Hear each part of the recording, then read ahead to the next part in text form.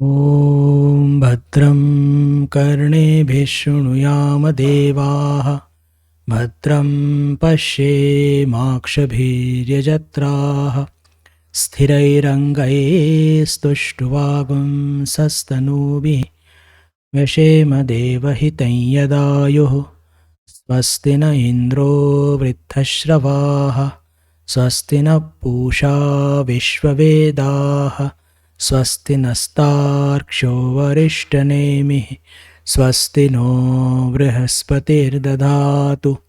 ॐ शान्तिः शान्तिः शान्तिः।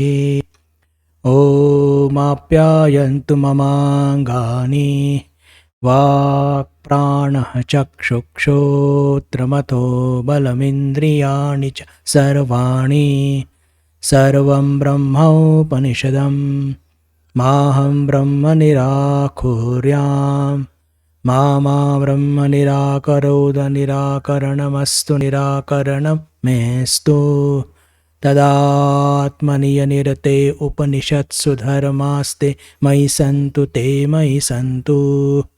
ॐ शान्तिः शान्तिः शान्तिः। स्थापकाय च धर्मस्य सर्वधर्मस्वरूपिणे अवतारवरिष्ठाय रामकृष्णाय ते नमः।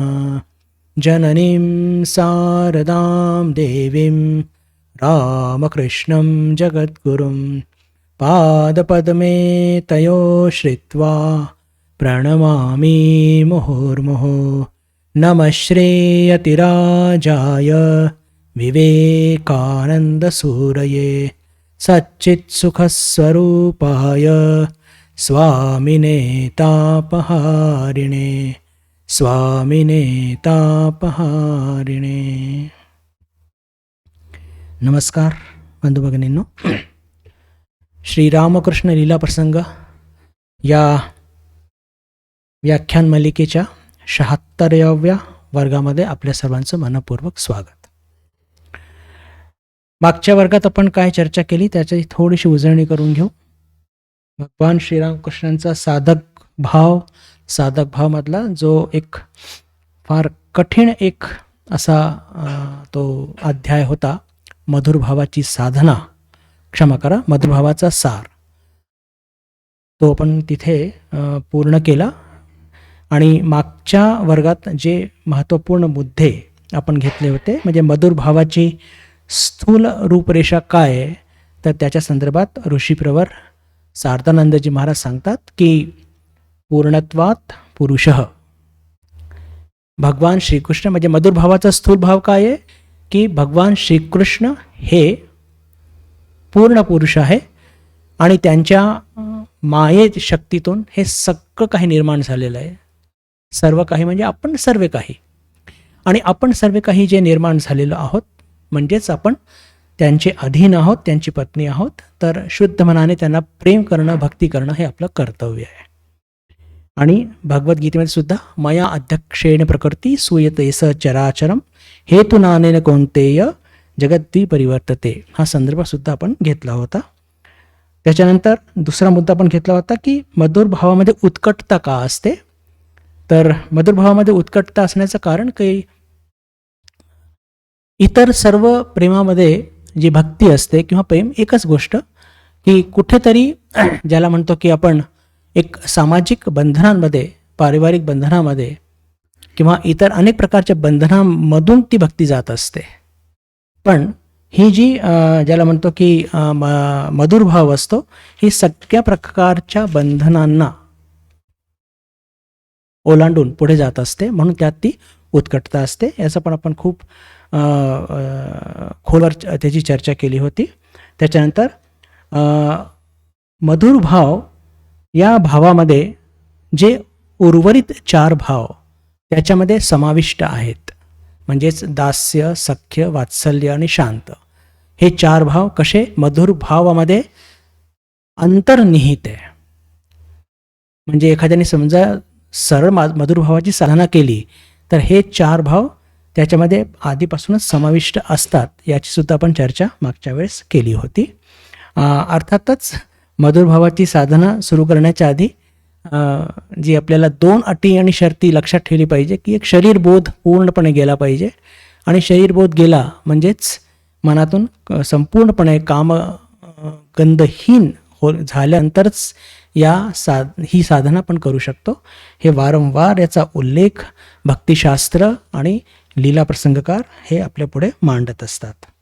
त्याच्यानंतर चैतन्य महाप्रभूंनी हा जो मधुर भाव याचा प्रचार प्रसार केला, त्यातून त्यांनी या समाजामध्ये काय परिवर्तन आणलं, तर सगळ्यात मोठं त्यांनी जे परिवर्तन आणलं की भक्ताची जात नसते. त्यावेळेस जातीपातीमध्ये खूप आपला देश विभक्त झाला होता, आणि जे समाजातले तळागाळातले लोक होते त्यांना कोणी आपल्या जवळ आपल्या उराशी घेईल असं कोणीच नव्हतं, आणि हे कार्य हे फक्त एक अवतारच करू शकतात. आणि त्यांच्यामध्ये भक्तिरस निर्माण करून त्यांनी त्यांच्यामध्ये हे ज्याला म्हणतो की त्यांना आपल्या जवळ केलं. आणि म्हणूनच चैतन्य महाप्रभूंना म्हणतात की त्यांच्यासारखं प्रेम करणारा म्हणजे भारतात असा अवतार, ज्याला म्हणतो की पूर्ण प्रेममय भक्तिमय असे ते असं त्यांचं एक वर्णना केली जाते. त्याच्यानंतरचा मुद्दा होता वेदांत आणि मधुरभाव. वेदांताच्या दृष्टीने मधुरभाव कसा बघतो, तर आपण चर्चा केली होती की आपल्या मनात जे काही भाव विचार जितके जास्त घोळत असतात त्याचे संस्कार तयार होतात. आणि म्हणजे हा विषय का निघाला होता, कारण की एखाद्या पुरुष शरीराला मधुरभावची साधना करणं कठीण असतं, पण त्याचं एक सायंटिफिक एक्सप्लेनेशन वेदांत देत असतं की जर एखाद्या पुरुष शरीराच्या साधकाने जर सतत हे चिंतन केलं की मी स्त्री आहे, तर ते संस्कार निर्माण होतात, आणि संस्कार निर्माण झाले की त्याच्याकरता मधुरभावाची साधना ही सोपी होऊन जाते. आणि मधुरभावाचा टोक म्हणजेच पुन्हा तेच की निर्विकल्प समाधी किंवा अद्वैत भावात तो स्थित होऊ शकतो. याची वर्णना आपण मागच्या वेळेस केली होती. सगळ्यात शेवटचा मुद्दा ज्याची चर्चा आपण मागच्या वेळेस केली होती, पण त्याच्या संदर्भात एका भक्तांनी विनंती केली व्हॉट्सॲपच्या माध्यमातून की कदाचित वेळेच्या अभावी त्याच्यावरती महाराज काही विशेष चर्चा झाली नाही किंवा ते समजलं नाही, तर पुन्हा एकदा घेतलं तर बरं होईल. तर त्याची एक थोडीशी जास्त पुनरावृत्ती करून एक थोडा खोलमध्ये जाऊन मग तिथे हा विषय आपला पूर्ण संपून जाईल. आणि तो मुद्दा असा होता की राधेचा भाव प्राप्त करणं म्हणजेच काय, मधुर भावाचं अंतिम लक्ष होय. राधेचा महाभाव प्राप्त करणं हेच काय मधुर भावाचं परिणती किंवा अंतिम लक्ष आहे का, तर याचे 2 उत्तर आपल्याला भक्तिशास्त्रात सापडतात. पहिलं उत्तर, तर काही वैष्णव आचार्य त्यांचं असं स्पष्ट मत आहे की राधेचं महाभावापर्यंत पोहोचणं हे अशक्य आहे, तिथपर्यंत आपण पोहोचू शकत नाही, तो विषय तिथे संपून जातो. पण मध्यकालीन जे वैष्णव आचार्य होते, रूप गोस्वामी, विशेषकर म्हणजे 3 प्रमुख आचार्यांचे नाव आपल्याला वाचायला मिळतात लीला प्रसंगामध्ये, रूप गोस्वामी, सनातन गोस्वामी आणि जीव गोस्वामी. आणि यांच्या पंथातले जे वैष्णव भक्त आहेत, वैष्णव साधू आहेत, त्यांचं मत असं आहे की राधेचं भाव प्राप्त करणं हेच या मधुर भावाचं अंतिम लक्ष आहे. आता या 3 आचार्यांनी राधेचं भाव प्राप्त करणं हे मधुर भावाचं अंतिम लक्ष आहे असं म्हणण्याचं मागचं कारण काय आहे, तर याचं विवेचन करताना 3 कारणं सांगतात लीला प्रसंगकार. आता हे 3 कारणं शारदानंदजी महाराजांनी सांगितलेले आहेत. बरं, आणि ते कारण काय, तर त्यातलं सगळ्यात पहिलं तर फार सुंदर आणि सोपं आहे की जेव्हा आपण या 3 आचार्यांचे मंदिर बघतो, म्हणजे त्यांनी बनवलेले मंदिर साधनेकरता वृंदावनमध्ये, तर त्या वृंदावनच्या त्या 3 मंदिरामध्ये म्हणजे त्यांनी जे बनवलेले साधनेकरता वैयक्तिक, आता साधारणपणे वृंदावनमध्ये राधा आणि कृष्ण हे युगल आपल्याला बघायला मिळतं. पण यांच्या व्यक्तिगत त्यांनी जे साधनेकरता मंदिर तयार केले तिथे फक्त आणि फक्त कृष्ण आहे. असं का, तर हेच कारण घेऊन लीला प्रसंगकार ऋषीप्रवर सांगतात की तिथे राधा का नाही आहे, कारण की या तीन आचार्यांनी स्वतःवरती राधेचा आरोप करून ती साधना केली आहे. म्हणूनच राधेचा महाभाव प्राप्त करणं हे मधुर भावाचा अंतिम उद्दिष्ट आहे. हे पहिलं कारण झालं. दुसरं कारण ते सांगतात की प्रधान गोपी ज्या आहेत राधा, त्यांना जो महाभाव प्राप्त झाला होता त्या प्रधान गोपी होत्या अर्थातच, आणि इतर सर्व गोपी यांच्या जी प्रेमा भक्तीमध्ये अंतर कसलं आहे, तर अंतर तो फक्त तीव्रतेचा आहे, प्रमाणाचा आहे, प्रकाराचा नाही आहे. तो अंतर फक्त प्रमाणाचा आहे, प्रकाराचा नाही आहे. म्हणजे जर साधारण गोपींनी सुद्धा अजून प्रेमभक्ती तीव्रतेने ते म्हणजे साधना केली, तर त्या सुद्धा त्या प्रधान गोपी म्हणजे राधा त्यांच्या महाभावापर्यंत ते पोहोचू शकतात आणि कदाचित पोहोचले असतील, आपल्याला तर काही ठाऊक नाही. आणि तसं हे शक्य आहे. म्हणूनच हे दुसरं कारण देऊन लीला प्रसंगकार सांगतात की राधेचं महाभाव प्राप्त करणं, प्रधान गोपीचं महाभाव प्राप्त करणं हेच मधुर भावाची चरम स्थिती आहे. म्हणजे महाभाव इतर गोपींना प्राप्त झाला नव्हता असं शास्त्र सांगतात, आपल्याला माहित नाही.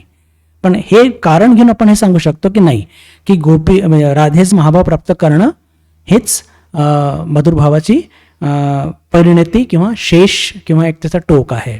आणि तिसरं कारण की भगवान श्रीरामकृष्णांना राधेशी जेव्हा त्यांचं मिलन व्हायचं त्यात त्यांना जास्त आनंद मिळायचा. हे सर्व गोपींना लक्षात आल्यावर त्या नेहमी असाच प्रयत्न करायचा की भगवान श्रीकृष्णाचं आणि राधेचं मिलन हो. यातून काय इंगित होतं? यातून इंगित असं होतं बंधू भगिनींनो की आपल्या इष्टाच्या सुखातच माझं सुख आहे. आणि हा भाव कोणाचा आहे? हा भाव राधेचा आहे. हा भाव राधेचा आहे. आणि या भावाचं प्रॅक्टिस किंवा अभ्यास करण्याकरताच इतर गोपी सुद्धा राधेचा आणि भगवान श्रीकृष्णाचं मिलन कसं होईल याच्या ते प्रयत्नात नेहमी असत. आणि म्हणूनच तो भाव महाभाव प्राप्त करण्याकरता माझ्या इष्टाच्या सुखामध्येच माझं सुख. भगवान श्रीकृष्णाला जास्त आनंद मिळतो ना राधेशी भेटून, तर राधेशी त्यांची भेट घडवून द्या. माझ्या भेटीचं काही फार इतकं औचित्य नाही. हा जो एक इष्टाच्या सुखात मी सुखी हा जो भाव, ही त्याचा अभ्यास म्हणूनच इतर गोपी करायच्या. आणि म्हणूनच राधेचा भाव हा महाभाव आहे. आणि तिथपर्यंत पोहोचणं हेच मधुर भावाची पराकाष्ठा आहे. तर इथे बंधू भगिनींनो हा पूर्ण ज्याला म्हणू की मधुर भावाचा सार, ही पूर्ण चॅप्टर हा अध्याय पूर्ण होत आहे. आणि आता याच्या पुढे ठाकूरांच्या मधुर भावाची साधना ही आपण सुरू करूया. मोठा एक मध्ये काळ मधुर भावाचा जो सार हे समजण्यात आपला निघून गेला. आणि जानेवारीमध्ये तर मला वाटतं एक पण वर्ग झाला नाही जवळपास. असो, तर या अध्यायाची सुरुवात ज्या मुद्द्यापासून सुरू करतात लीला प्रसंगकार, की ती म्हणजे ठाकूरांची भावतन्मयता. ठाकूरांची भावतन्मयता हे शब्द उच्चारल्याबरोबर आपल्याला एकदम बिलकुल ठाकूरांचा साधक भावचा एकदम सुरुवातीचे दिवस लक्षात येतात. की भगवान श्रीरामकृष्णांचं मन इतकं सामर्थ्यवान होतं, इतकं शुद्ध आणि एकाग्र होतं. हे त्यांना नैसर्गिक देणगी होती असं म्हटलं तरी चालेल. आणि त्याचे प्रमाण म्हणजे आपण बघतो की लहानपणीच जेव्हा ते एकदा शेतामध्ये मुरमुरे खात जात असताना, संध्याकाळची वेळ होती, शेतामध्ये जात असताना एक फार मोठा काळाशार ढग आला. त्यांनी पूर्ण ते निरभ्र आकाश झाकून टाकलं आणि त्याच्यावरती पांढरे बगळे हे जेव्हा उडत उडत आले, तो एक दृश्य बघून त्यांना ती भावतन्मयता किंवा भक्तिशास्त्रात त्याला म्हणतात भावसमाधी ही त्यांना प्राप्त झाली होती. दुसरं, विशालाक्षी देवीच्या दर्शनाला जात असताना सुद्धा त्यांना भावसमाधी प्राप्त झाली होती, याची वर्णनात सुद्धा आपण चर्चा केलेली आहे. आणि अजून लहानपणी ते शिव सजून जेव्हा नाटक करायला आले तेव्हा त्या शिवाच्या भावात इतके विभोर झाले की तेव्हा सुद्धा त्यांना भावसमाधी प्राप्त झाली होती. हे 3 उदाहरणं तुमच्या पुढे मी पुन्हा का मांडले की त्यांना लहानपणापासूनच त्यांचं मन हे अत्यंत सामर्थ्यवान होतं, एक. दुसरं, शुद्ध होतं आणि एकाग्र होतं. पहा बंधू भगिनींनो, आपल्याला मनाची शुद्धता प्राप्त करण्याकरता काय करावं लागतं? आपण कर्मयोग आचरणात आणतो. ही जी सेवा कार्य करतो हे का करतो? आपलं चित्त शुद्ध झालं पाहिजे आणि मन एकाग्र झालं पाहिजे, त्याच्याकरता ध्यान करत असतो, जप करत असतो. पण या सगळ्या गोष्टी भगवान श्रीरामकृष्णांना नैसर्गिकरित्या प्राप्त होत्या, म्हणून त्यांना भाव तन्मयता सुद्धा तितक्याच लवकर प्राप्त व्हायची. सुरुवातीलाच या अध्यायाच्या सुरुवातीलाच एक गोष्ट कडे तुमचं लक्ष मी वेधू इच्छितो की पहा, भगवान श्रीरामकृष्णांनी हे जे 5 भाव, याची चर्चा आता लीलाप्रसंगाकार करणार आहे किंवा काही घटनांचा उल्लेख करणार आहे, त्याच्यामध्ये आपल्याला एक लक्ष दिलं पाहिजे की काही घटना ठाकूरांच्या साधना काळातली आहे. ठाकूरांची साधना काळ म्हणजे जवळपास 1864-65 साली पूर्ण होतो. सॉरी, तिथून तो मध्यकाळ होतो. अजून थोडंसं पुढे जाऊया. पण ठाकूरांकडे हे जे सगळे त्यागी शिष्य आले हे 1881 पासून त्यांनी यायला सुरुवात केली. तर आता काही गोष्टी त्यांच्या साधना काळातली सांगणार आहे आणि काही गोष्टी त्यांचे भाव तन्मयताच्या संदर्भात त्यांच्या गुरुभाव म्हणजे 1881च्या नंतर ज्या गोष्टी शारदानंदजी महाराजांनी स्वतः आपल्या डोळ्यांनी बघितलेल्या आहे किंवा ऐकलेल्या आहे, अशा काही गोष्टी त्यांच्या भाव तन्मयताच्या संदर्भात सांगणार आहेत. तर जेव्हा जेव्हा जशी स्थिती येईल, जशी जशी घटना येईल, तेव्हा त्याचा काल निरूपण आपण करणार आहोत. तर पण ठाकूरांच्या मनाचं एक फार मोठं वैशिष्ट्य होतं आणि ते काय की जेव्हा ते कोणत्याही एका भावामध्ये पूर्णपणे गळून जायचे, निमग्न होऊन जायचे, तर दुसरा कोणताही भाव त्यांच्या पुढे जर काही मांडल्या गेला तर त्यांना खूप त्रास व्हायचा. आता ही गोष्ट केव्हा घडायची, ही त्यांच्या गुरुभावमधली ही घटना सांगतोय.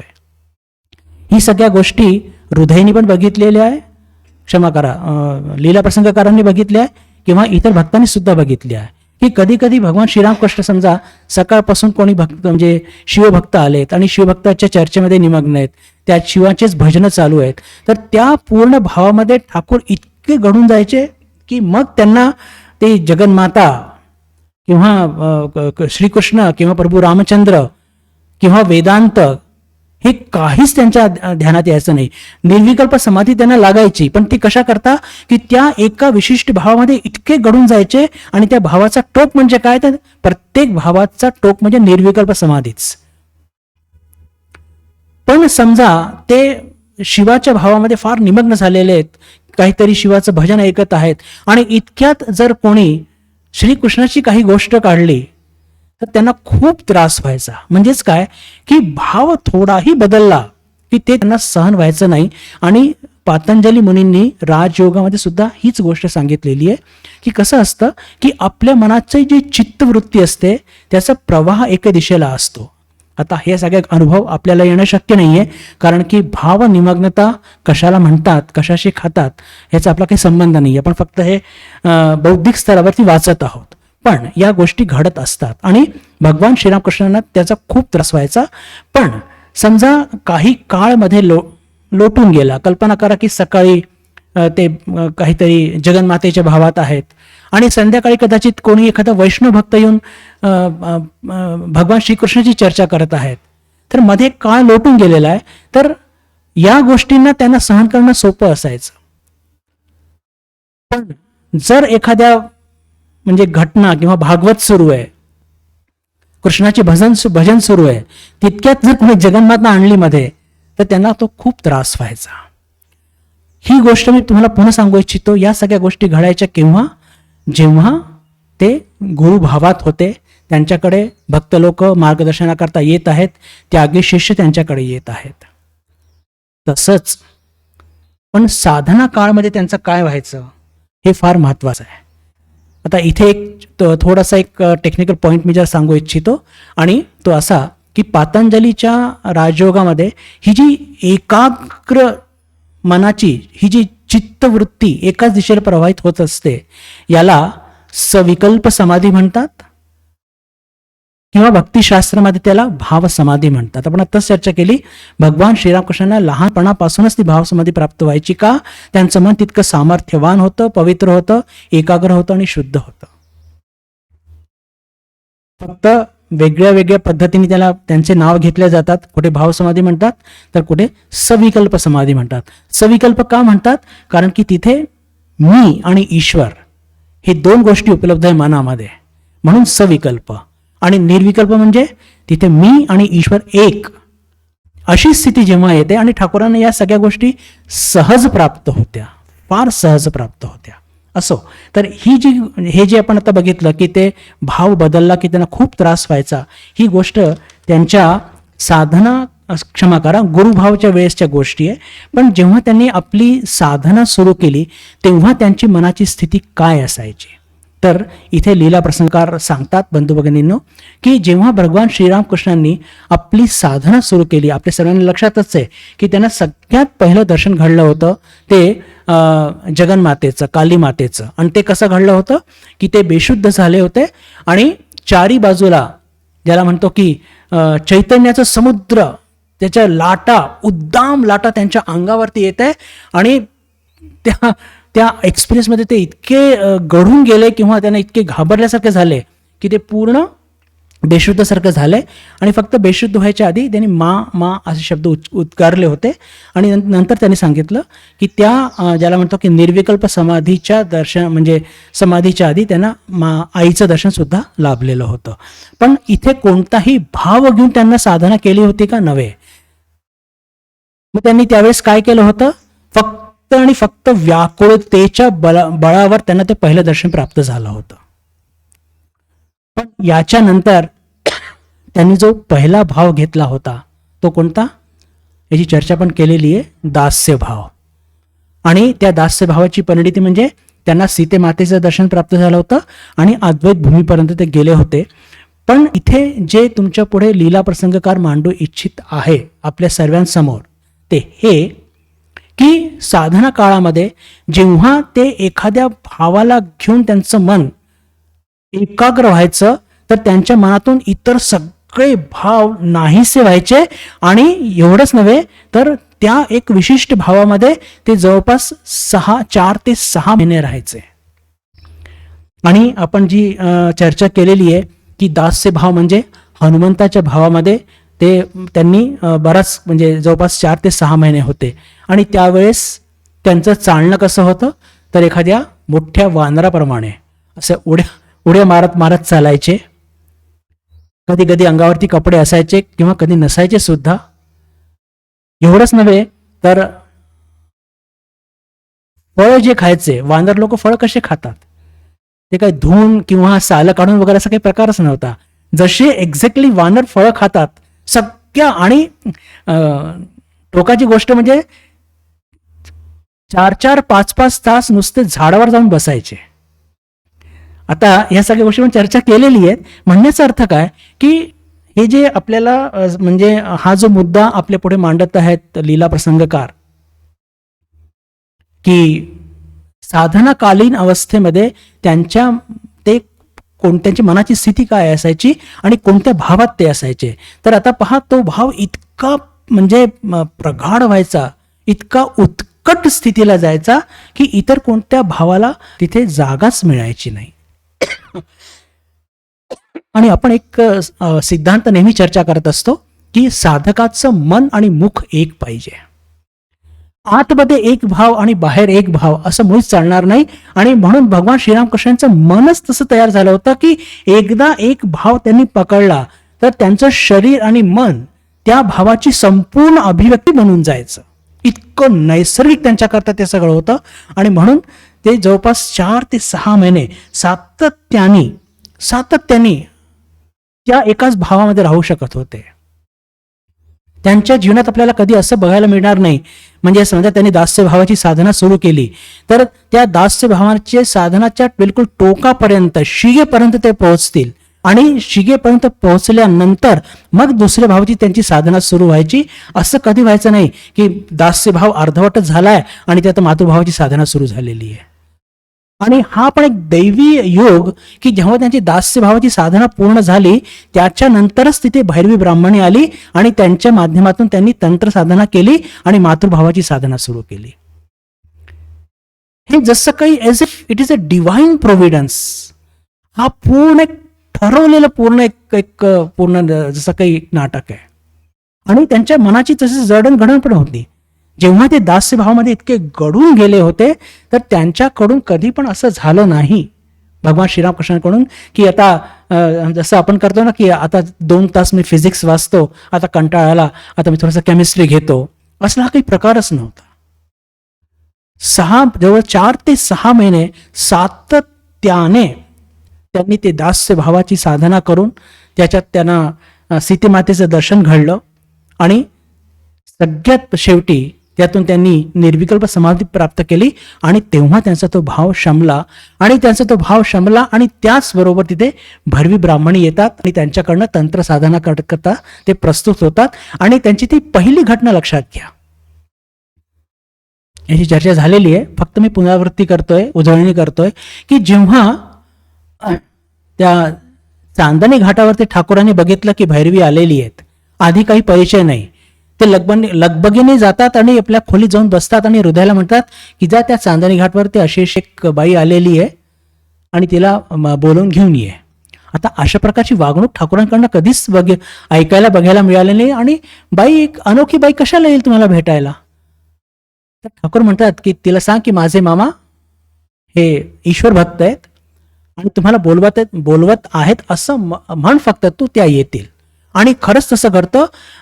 फार संकोचाने आता एखाद्या अनोळखी स्त्रीला असं कसं काय म्हणायचं, पण ते म्हणतात. हृदयराम जातो, म्हणतो त्यांना, त्या भैरवीला, आणि बिलकुल जसं काही एखाद्या गायला पकडून आपण आणतो दोरी बांधून, तशा त्या येतात आणि जसेच ठाकूरांच्या खोलीत प्रवेश करतात ठाकूरांच्या मुखातून निघतं आई, आणि तिथून ठाकूरांच्या मातृभावाची साधना सुरू होते. It's wonderful. पहा, एक गोष्ट ज्याच्यावरती लीला प्रसंगकार खूप जोर देऊ इच्छित आहेत या एका मुद्द्याच्या माध्यमातून, की भगवान श्रीरामकृष्णांचे मन किंवा त्यांची जी काही मनाची संरचना अशी काही होती की एक भाव त्यांनी जर ग्रहण केला तर तो इतक्या घट्ट प्रकारे त्यांनी धरायचे आणि जोपर्यंत त्या भावाचा बिलकुल शिगेपर्यंत पोहोचत नाही, शिगेपर्यंत पोहोचणं म्हणजे त्या भावाच्या माध्यमातून अद्वैत तत्वापर्यंत पोहोचत नाही, निर्विकल्प समाधी लागत नाही, तोपर्यंत त्या भावाला सोडायचे नाही. आणि पहा, हे जे दास्य भाव त्यांचं पूर्ण झालं आणि ते पूर्ण झालं लागलीच या पूर्ण दिव्य नाटकामध्ये दुसरं पात्र तयारच आहे. आणि तंत्र साधना करून घेण्याकरता मातृभाव हा तंत्रमधलाच एक भाव आहे. आणि ते येतात आणि ठाकूर लागलीच म्हणतात त्यांना बघितल्याबरोबर आई म्हणून. आणि त्या सुद्धा म्हणतात की बाबा तू इथे आहे, मला माहित होतं, मला म्हणजे एका डिव्हाइन प्रोव्हिडन्समध्ये हे कळलं होतं की मला 3 लोकांना भेटावं लागेल, पण तू इथे आहे हे मला माहीत नव्हतं. आणि त्याच्यानंतर सगळ्या गोष्टी पण ते अनेक चर्चा केलेली आहे. असो, तर म्हणण्याचा अर्थ काय की ही ठाकूरांच्या मनाची जडणघडण होती की एक काही भाव पकडला तर साधना काळामध्ये त्या भावामध्ये इतके घडून जायचे की त्यांचं शरीर आणि मन त्या विशिष्ट भावाचं एक अभिव्यक्ती बनून जायचा, मग तो दास्य भाव असो की मातृभाव असो. आणि आपण त्या तंत्र साधनेच्या वेळेस आपण ही चर्चा केलीच होती बंधू भगिनींनो, की कसं म्हणजे भैरवी ब्राह्मणी ठाकूरांमध्ये जरी म्हणजे ज्याला म्हणतो की वयाचं अंतर खूपच कमी होता, पण ठाकूर इतके निर्मळ आणि तितक्याच निर्मळ भैरवी ब्राह्मणी होत्या की जसं एक शिशूला आई स्वतःच्या जवळ बसून आपल्या हाताने भरवते, तसं अनेकदा भैरवी ब्राह्मणींनी ठाकूरांना आपल्या हाताने भरवलेलं आहे आणि हे सगळ्या तिथल्या भक्तांनी बघितलेलं आहे. हृदयरामनी तर अनेकदा बघितलेलं आहे. तर भगवान श्रीरामकृष्णांचं ते सामर्थ्यवान मन, ते एकाग्र मन, ते शुद्ध मन, एक कोणत्या भावाला पकडायचं तर त्या शिगेपर्यंत पोहोचेपर्यंत त्याला त्या सोडायचं नाही, हे आपल्याला लक्षात येतं. आणि आता हे दुसरा एक फार महत्त्वपूर्ण मुद्दा इथे मांडत आहेत लीला प्रसंगकार ऋषीप्रवर शारदानंदजी महाराज. आणि ते असं की सुरुवातीच्या काळामध्ये ठाकूरांना मधुर भाव मुळीच आवडत नसे. सुरुवातीच्या म्हणजे साधनेच्या सुरुवातीच्या काळामध्ये.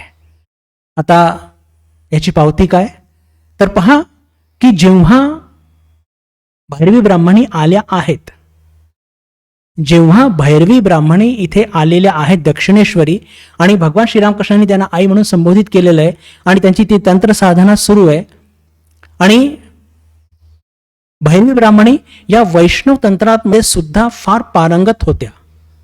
आणि भगवान श्रीरामकृष्णांच्या मनाला आनंद देण्याकरता त्या नेहमी ज्याला म्हणतो की मातृभावाने अनेक कीर्तन भजन गायच्या.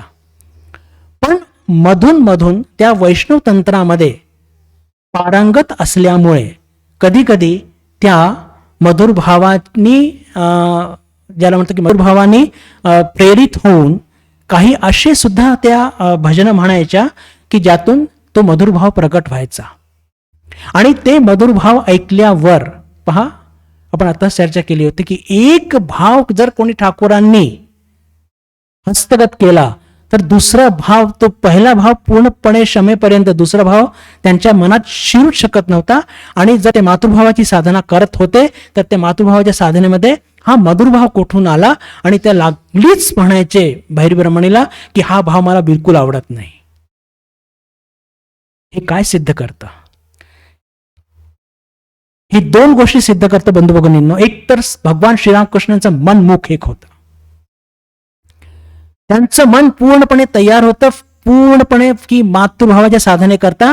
आणि दुसरा हा जो भाव बाहेर घेऊन राहायचा मधुर भाव, हे त्यांना त्यांच्या मनाला मुळीच मान्य नव्हतं.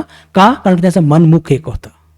आणि दुसरं की जेव्हा त्या एका भावामध्ये इतके गढून गेलेले आहेत तर त्याच्या पासून वेगळा कोणता भाव त्यांचं मन बिलकुल घेऊ शकत नव्हतं. त्या जणू काही त्यांच्या चित्तवृत्तीच्या त्या प्रवाहामध्ये एक फार मोठा धोंडा किंवा त्या प्रवाहाला वळून दिलं असं त्यांना एक तो त्रास व्हायचा. म्हणून ते स्पष्टपणे म्हणायचे भैरवी ब्राह्मणीला की हे तुमचा हा जो मधुर भाव हे मला मुळीच आवडत नाही, असं बिलकुल तीव्र निषेध व्यक्त करायचे. भैरवी ब्राह्मणी सुद्धा एक निष्णात साधिका होती बरं, आणि अर्थातच ठाकूरांची गुरु होती. ती निष्णात काय, खूपच पारंगत होत्या त्या. आणि त्यांना ते लक्षात यायचं. त्यांनी एकदा दोनदा प्रयत्न केले, आणि जसंच भगवान श्रीरामकृष्ण सांगितलं की तो भाव त्यांना मुळीच आवडत नाही, तर लागलीच ते आपलं मधुर भाव सावरून आणि मग जगन्मातेच्या मातृभावाचा किंवा यशोदाचा जो भाव होता गोपालाप्रती, हा भाव मनात दाट आणून आणि त्या प्रकारचे गीत गाऊन भजन गाऊन आणि भगवान श्रीरामकृष्णांना तोष किंवा आनंद द्यायचे.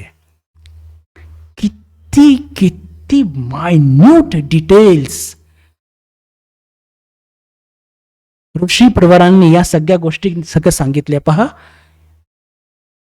आपण शंकर भाष्य किंवा या सगळ्या गोष्टी वाचतो, पण त्या गोष्टी वाचत असताना त्याच्या ज्याला म्हणतो की इंट्रिकेसीज, त्याच्या खूप बारीक बारीक गोष्टी तपशील आपल्याला फारशा कळत नसतात. पण लीला प्रसंगामध्ये या गोष्टी भगवान श्रीरामकृष्णाच्या जीवनात घडलेल्या आहे, आणि फक्त त्यांच्याच जीवनात घडलेलं आहे असं नाही, तर त्यांच्या बरोबर त्यांचे जे कोणी याला म्हणतो की त्यांना शिकवणारे त्यांचे जे गुरु होते त्यांनी सुद्धा या गोष्टी बघितलेल्या आहे. त्यांच्याबरोबर सहवास करणारे हृदयराम या सगळ्यांनी आपल्या डोळ्याने बघितलंय, कानाने ऐकलंय. तर ह्या गोष्टी आपल्याला समजणं किती सोपं आणि सहज होऊन जातं. तर भगवान श्रीरामकृष्णांचे म्हणजे त्यांना सुरुवातीच्या काळामध्ये हा मधुरभाव मुळीच आवडायचा नाही. का? कारण की त्यांचं मन पूर्णपणे ओथंबलेलं होतं मातृभावाने, आणि त्यांचं मन मुख एक होतं, आणि त्यामुळे त्यांना तो भाव बदलणं हे त्यांना मुळीच मान्य नव्हतं. आणि म्हणूनच त्या भाईब्रह्मणीला त्या भावातले भजन म्हणायला पूर्णपणे त्याचा ते निषेध करायचे. याचा पुढचा मुद्दा भगवान श्रीराम ठाकूरांच्या त्यांचं जे मन मुख एक होतं. आता एक मुद्दा इथे ऋषी प्रवर सारदानंदजी महाराज मांडतात, याची चर्चा एकदा आधी झालेली आहे, पण तोच मुद्दा इथे पुन्हा मांडत आहेत. आणि तो मुद्दा काय आहे की भगवान श्रीरामकृष्णांची सर्व साधना ही शास्त्र संमत होती, तर ती का होती? भगवान श्रीरामकृष्णांची सर्व साधना, आता पहा, भगवान श्रीरामकृष्णांनी कधी पण शास्त्र अध्ययन केलं नाही. बरं, भगवान श्रीरामकृष्णांनी फक्त शास्त्र थोडे ऐकलेत. आणि कुठे? आपल्या सर्वांना माहिती आहे, सुरुवातीला चर्चा केली होती, कामारपुकूरच्या वेशीच्या बाहेर जो रस्ता जायचा पुरीला, तिथे एक साधूंच्या राहण्याकरता एक सोय केलेली होती. एक मोठीशी खोली, वरांडा, एक हॉल सारखा बांधलेला होता, आणि पुरीला जाणारे सगळे साधू तिथे राहायचे. गावकरी त्यांना अन्न वस्त्र पुरवायचे. तिथे हा लहानसा गदाधर तिथे जायचा, आणि हे साधू जे काही चर्चा करायचे ते फार लक्ष देऊन तो ऐकायचा. हेच काय त्यांच्या जीवनातलं शास्त्र अध्ययन, बस, बाकी काही नाही. पण मग त्यांची सगळी साधना ही शास्त्र संमत होती का होती? याची चर्चा सखोल करत असताना लीला प्रसंगकार सगळ्यात पहिला मुद्दा मांडतात की भगवान श्रीरामकृष्ण हे निरक्षर होते. हे आपल्या सगळ्यांना माहिती आहे.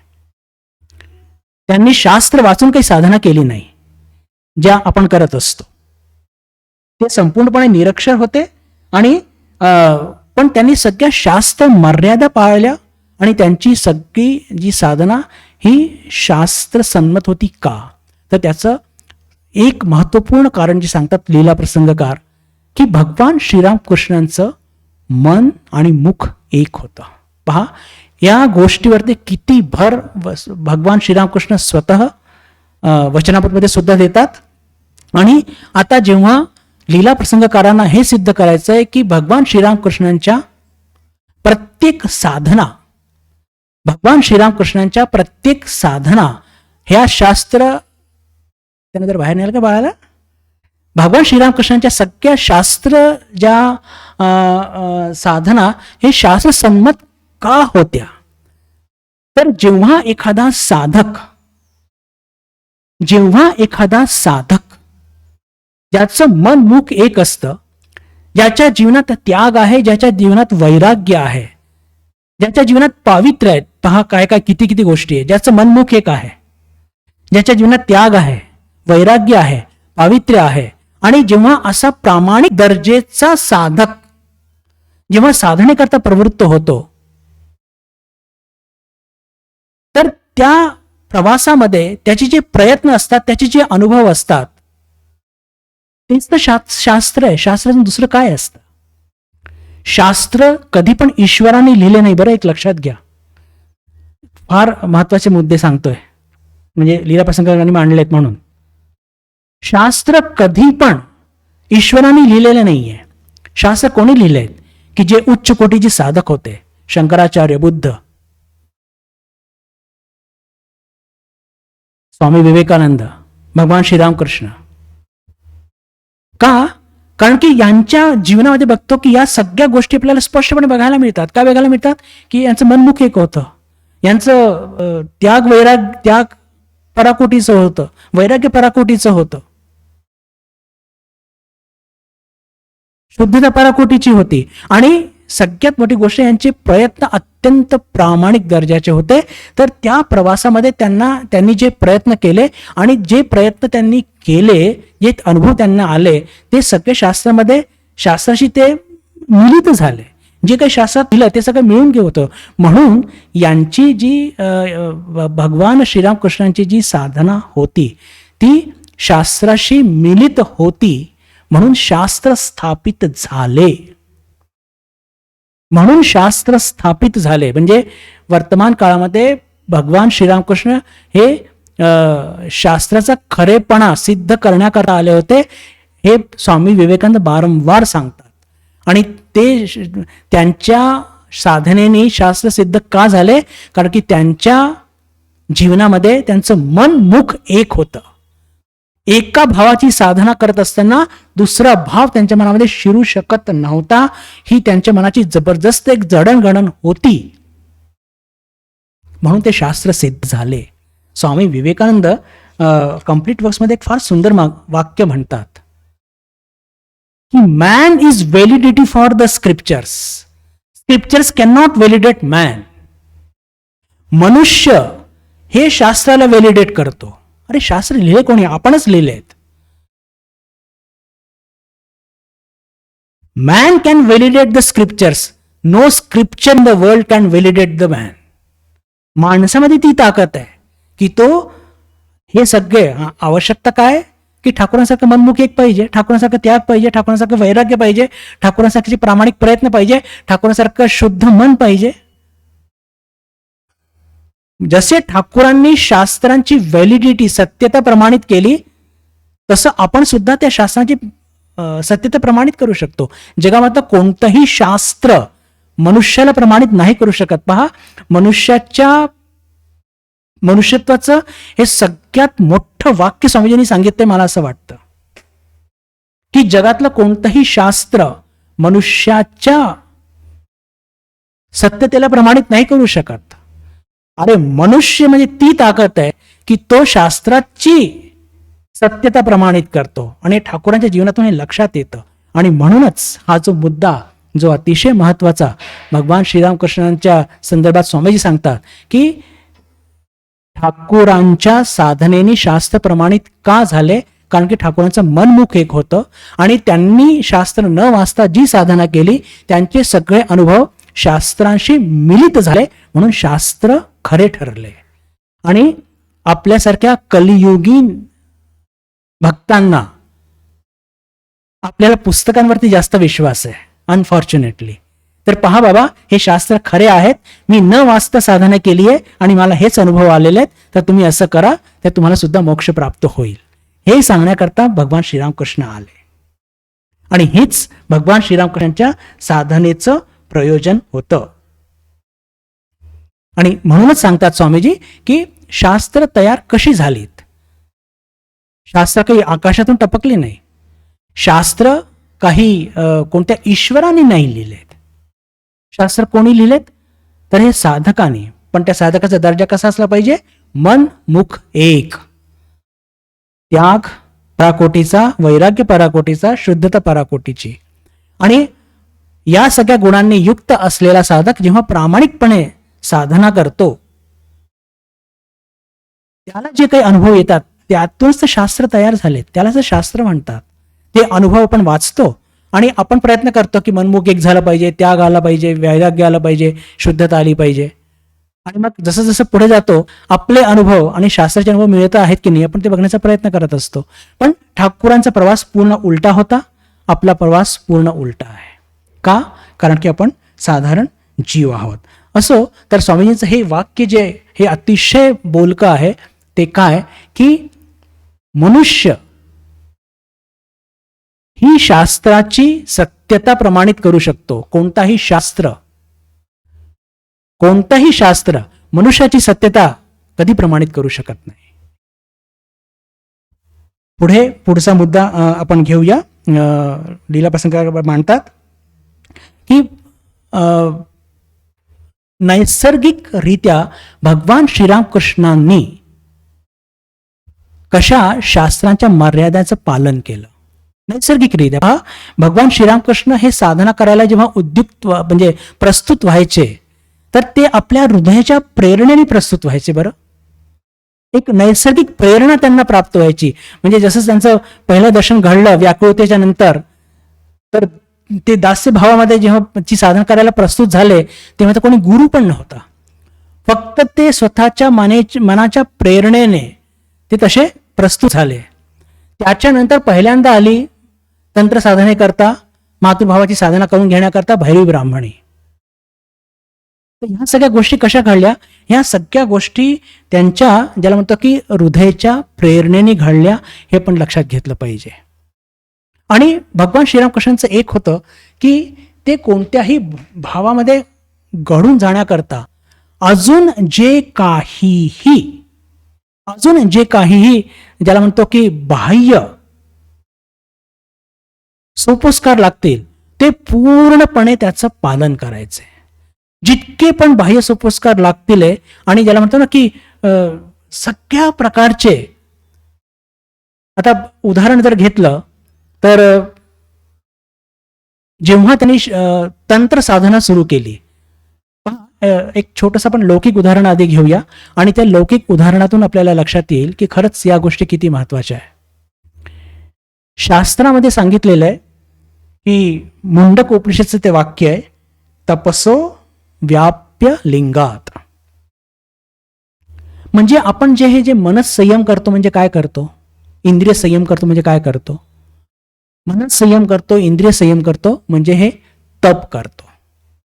पण हे तप कसं असलं पाहिजे, हे तप असलं पाहिजे सात्विक. पहा, तप 3 प्रकारचे असतात बरं, तामसिक, राजसिक आणि सात्विक.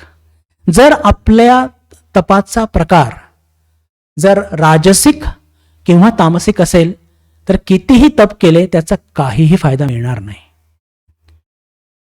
आणि आता आपण इंद्रिय संयम करत आहे, मनस संयम करत आहे, पण आता आपला तप हा सात्विक होत आहे की नाही, किंवा भगवान श्रीरामकृष्णांनी आपलं तप हे सात्विक होण्याकरता काय केलं, तर ते विशिष्ट भावामध्ये इतके घडून गेले.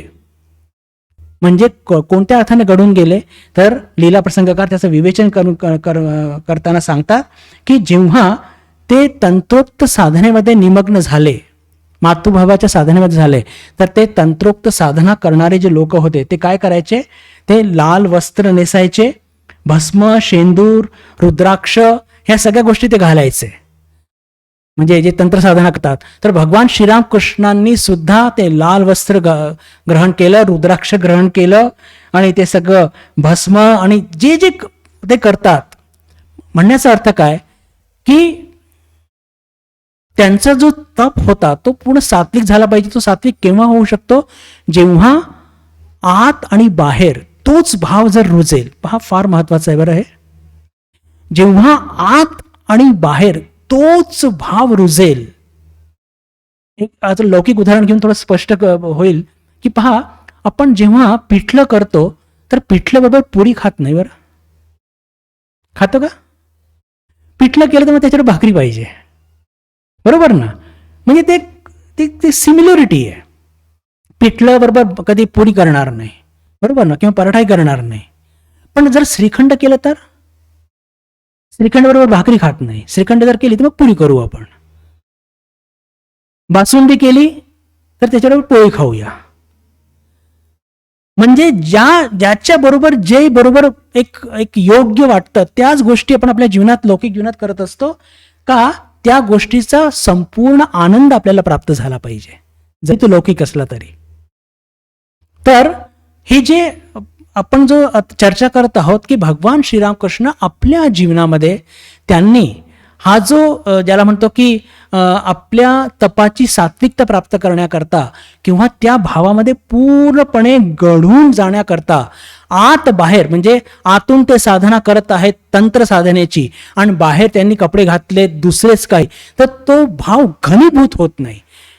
तो काहीतरी जो भाव आहे त्याच्याबरोबर ज्याला म्हणतो की आत बाहेर एक होत नाही. म्हणून ते काय करायचे, 6 महिने 4 महिने त्या तंत्र साधना चालू आहे. लाल कपडे, रुद्राक्ष, ती जटा बिटा, त्या हातात त्रिशूल बिशूल जे काही ते प्रकार असतील ते सगळं करायचे. का? कारण की त्यांच्या त्या तपाला सात्विकता प्राप्त झाली पाहिजे म्हणून. वंडरफुल. पहा, अशा प्रकारचं अनालिसिस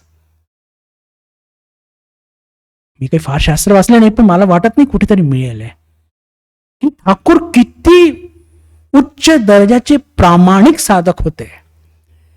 तंत्र साधना करत आहे मी आतून, तर माझे बाह्य जर आवरण तसं असेल तर मला आतमध्ये तो भाव घनीभूत व्हायला मला ज्याला म्हणतो की खूप हे मिळेल आहे, त्याचा एक बेनिफिट मिळेल आहे, त्याचा फायदा मिळेल आहे, म्हणून तोच भाव त्याच प्रकारचं वेश धारण करायचे.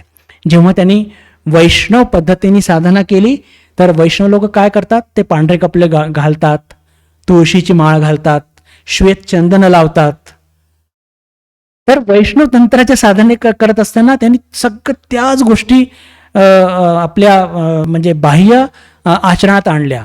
बाह्य आचरणात त्या गोष्टी आणल्या म्हणजे काय, आतमध्ये तो भाव घनीभूत व्हायला आणि आतमध्ये त्या भावाची सात्विकता यायला त्यांना मदत मिळाली.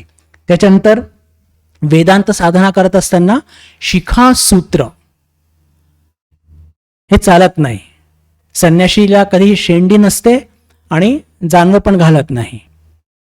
याचा त्याग करावा लागतो. आणि काय घालावं लागतं, काषाय वस्त्र, गेरुवा. तर ठाकूरांनी ते सुद्धा केलं होतं जेव्हा त्यांनी वेदांत साधना केली होती. का, आत बाहेर एक असलं पाहिजे, त्यातून त्या तपामध्ये सात्विकता येते. तर इथे जो मुद्दा घेऊन सुरुवात केली होती की भगवान श्रीरामकृष्णांनी आपल्या जीवनामध्ये शास्त्र मर्यादा ही कधी ओलांडली नाही. आणि ज्या भावाची साधना त्यांनी केली त्या भावाची त्यांनी बरोबर त्या प्रकारचं बाह्य आवरण सुद्धा ग्रहण केले होते.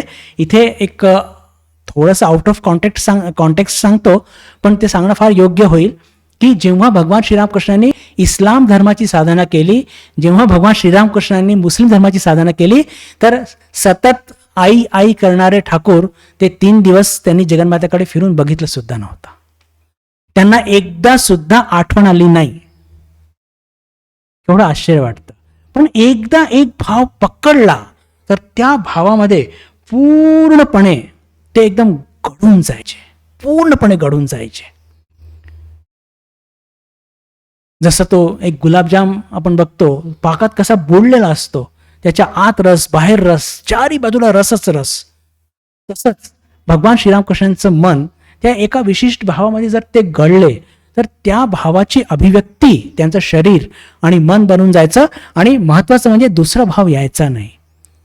तर त्यांनी जी शास्त्र मर्यादा पाळली, म्हणजे काय केलं, शास्त्र मर्यादा त्यांनी कशी पाळली, तर ज्या भावाची साधना त्यांनी केली त्या भावामध्ये त्याचे जे बाह्य आवरण ते सुद्धा त्यांनी स्वीकार केले. आता थोडंसं आपण मधुर भावाकडे वळूया. एक 2-3 मिनिटं बाकी आहेत, घेऊन मग तिथे पण थांबूया. आता पहा बंधू भगिनींनो, मधुर भाव जर बघितला तर आपल्याला माहितीच आहे की मधुर भाव म्हणजे काय. मधुर भाव म्हणजे की ईश्वराला आपल्या पतिरूपाने त्याची भक्ती करणे. आणि साधारणपणे स्त्री शरीर आणि स्त्री मनाला हे शक्य असतं. पण भगवान श्रीरामकृष्ण तर हे पुरुष शरीर. पण भगवान श्रीरामकृष्ण स्वतः म्हणतात की हे जे आपले अष्टपाश आहेत, लज्जा, घृणा, भय, आणि जन्मोजन्मापासून आपले पाठलाग करत आलेले किंवा ज्याला आपण सोडायला तयार नाही, आणि ते म्हणजे जाती कुलशील. जोपर्यंत या सगळ्यांपासून आपली सुटका होत नाही, जाती कुलशील आणि लज्जा, घृणा, भय, जुगुप्सा, मान, जोपर्यंत या अष्टपाशांशी आपली ज्याला सुटका होत नाही तोपर्यंत मुक्ती नाही. आणि मी पुरुष शरीर याच्यापासून जर सुटका प्राप्त करायचं असेल तर त्याच्याकरता भगवान श्रीरामकृष्णांनी ही जी योजना आखली की मी मधुरभावाची साधना करेन. आणि मधुरभावाची साधना करत असताना तो भाव तो भावाशी प्रामाणिक राहण्याकरता भगवान श्रीरामकृष्णांनी कोणत्याही प्रकारचा संकोच न करता त्यांनी तो स्त्री वेश धारण केला. आणि बंधू भगिनींनो, आपण सगळ्यांनी कदाचित वाचलं असेलच की त्यांनी तो स्त्री वेश जवळपास, आता पहा साधनाकालीन आहे त्यांचा, हे 6 महिने सातत्याने त्यांनी तो स्त्री वेश ग्रहण केला. आणि फक्त स्त्री वेश ग्रहण केला एवढंच नव्हे, तर ते स्त्रियांना आवडणारे सगळे अलंकार वगैरे हे सुद्धा त्यांनी अंगीकार केले होते आणि त्याची सगळी ज्याला म्हणतो की तपशील फार खोलवर लीला प्रसंगकारने इथे मांडलेली आहे. तर याची सगळी डिटेल चर्चा आपण पुढच्या बुधवारी करू. आज आपण इथेच थांबू. थोडीशी भूमिका सगळी तयार झाली आपली की कसं विशेष करून तपाचा सात्विकपणा तेव्हाच येतो जेव्हा आपण त्या भावाशी आतून आणि बाहेरून प्रामाणिक असतो. आणि म्हणून भगवान श्रीरामकृष्णांनी प्रत्येक भावाची जेव्हा साधना केली, मग तो तंत्र असो, वैष्णव असो की ज्याला म्हणतो की वेदांत असो, ते आपलं स्वतःचं बाह्य हे जे वेश हे सुद्धा बदलायचे. तर मधुरभावामध्ये सुद्धा त्यांनी 6 महिन्यापर्यंत स्त्री वेशात ते होते आणि तेव्हा काय काय त्यांच्या मनात बदल घडला, शरीरात बदल काय घडला, याची चर्चा आपण येत्या बुधवारी करण्याचा प्रयत्न करूया. 1-2 सूचना देऊ इच्छितो निरोप घेण्याच्या आधी. येत्या 8 तारखेला महाशिवरात्री आहे. संध्याकाळी 4:15 वाजतापासून आपण सगळेजण देवी स्तुती आणि त्याच्यानंतर शिवनाम संकीर्तन, आरती, त्याच्यानंतर शिवाची पूजन वगैरे सगळं मिळून करूया. आणि येत्या मंगळवारी म्हणजेच 12 तारखेला भगवान श्रीरामकृष्णांची जन्मजयंती आहे. तीसुद्धा आपण सकाळपासून साजरी करणार आहोत. त्या कार्यक्रमाची निमंत्रण व्हॉट्सॲपवरती पाठवणारच आहोत. तर या दोन्ही कार्यक्रमात आपण सर्वजण आवर्जून उपस्थित राहावे अशी नम्र विनंती आहे. कदाचित बुधवारी आपला वर्ग होऊ शकणार नाही कारण की मला साताऱ्याला जायचं आहे, पण शुक्रवारी किंवा शनिवारी आपण हा वर्ग कंटिन्यू करणार आहोत. आज आपण इथेच थांबूया. ओम शांती शांती शांती. हरि ओम तत्सत. श्रीरामकृष्णार्पणमस्तु.